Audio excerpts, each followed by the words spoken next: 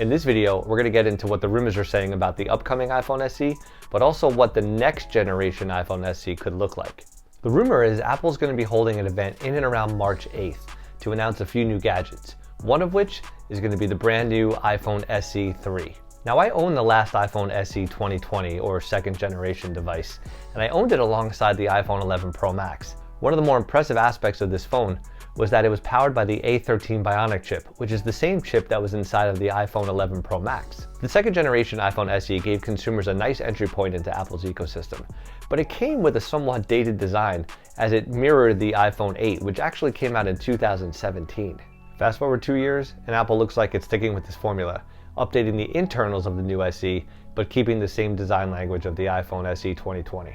First off, the new iPhone SE 3 is rumored to be called the iPhone SE Plus 5G. And as the name implies, the iPhone SE 3 is going to have 5G, which is good and bad if you care about battery. And we'll get into battery later on in this video.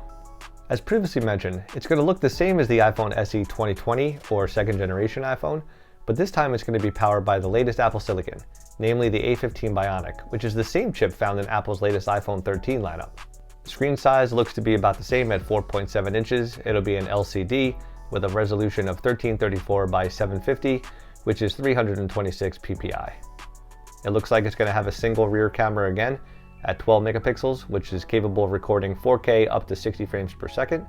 And the front-facing camera will be a 7 megapixel, capable of recording 1080p at 30 FPS. Sticking with the camera, the A15 Bionic chip should give the iPhone SE 3 a nice step up in camera and picture quality, because the A15 Bionic really took a big leap in the realm of computational photography. And because of that, I have hope that the iPhone SE 3 will come with a night mode, because the iPhone SE 2020 edition did not. And speaking of the second generation iPhone SE, as I mentioned, I own that phone alongside my 11 Pro Max. And while I definitely prefer the 11 Pro Max, for $399, Apple really did deliver a lot for the money, especially in the camera department. At times, as you'll see in these pictures, the SE held its own against the 11 Pro Max, at least when the lighting conditions were good. Storage will most likely start at 64 gigabytes, but who knows, maybe we'll get a bump up to 128. Unfortunately, we're still going to get those large bezels and Touch ID, though Touch ID may make some people happy. It does give the phone that very nostalgic feel. For me, one of the worst parts of owning the second generation iPhone SE was the battery life, and that's basically due to how small the phone is. You just can't get a big battery in there. And if you're going to be adding 5G to the latest iPhone SE, then I think battery life is going to take an even bigger hit, even with the A15 Bionic, which is known to be good on battery.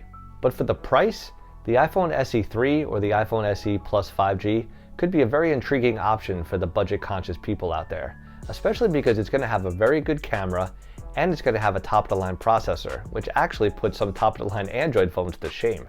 However, I do have some concerns, and the concerns actually revolve around price, because Apple is still selling the iPhone 11 for $499 and the iPhone 12 mini for $599. Both of these have updated designs, somewhat dated internals, but also more flexibility in the camera department because they actually come with both a wide and an ultra-wide camera. And on top of that, both of these phones come with 5G. So all in all, it seems like iPhone 11 and the iPhone 12 mini almost undercut the whole point of the iPhone SE model to begin with. If you're in the market for an iPhone, but budget is really important to you and sticking to a lower price point, then to me, the iPhone 11 is actually the better buy at $499 than the iPhone SE at $399. Which brings us to the rumors surrounding the next iPhone SE, the one that's supposed to be released in 2023. DSCC analyst Ross Young predicts that the next generation iPhone SE is going to have a 5.7-inch screen. And of course, the fact that the phone is larger means that we'll have a larger battery to go along with the updated internals, presumably the A16 Bionic chip, which will be the same chip that powers the iPhone 14 lineup. And while I think the iPhone SE 3 or the iPhone SE Plus 5G is going to be a nice upgrade from the second generation iPhone SE, I think when you look ahead to next year, that's when things start to get really interesting. If you enjoyed this video, hit the like button. And if you like this type of tech content, be sure to subscribe for more. That's all I have for now. Thanks so much for stopping by. I'll catch you guys in the next one.